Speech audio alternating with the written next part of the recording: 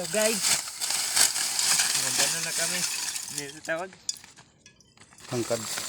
Naghangkad na kami. Kasi walang panggatong sa bahay. Magpipista na, wala pang panggatong. Wala kasi nang uling dito.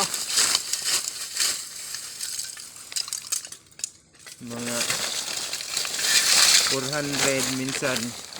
Yung malaki, umaabot ng 700.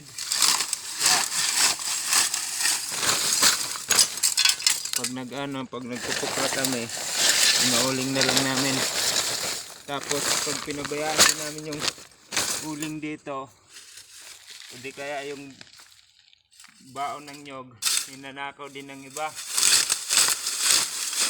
Ang ginagawa namin pagkatapos magkupra, uling agad.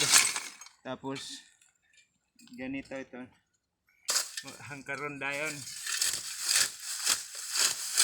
Kaya hanggang dito na lang. Salamat sa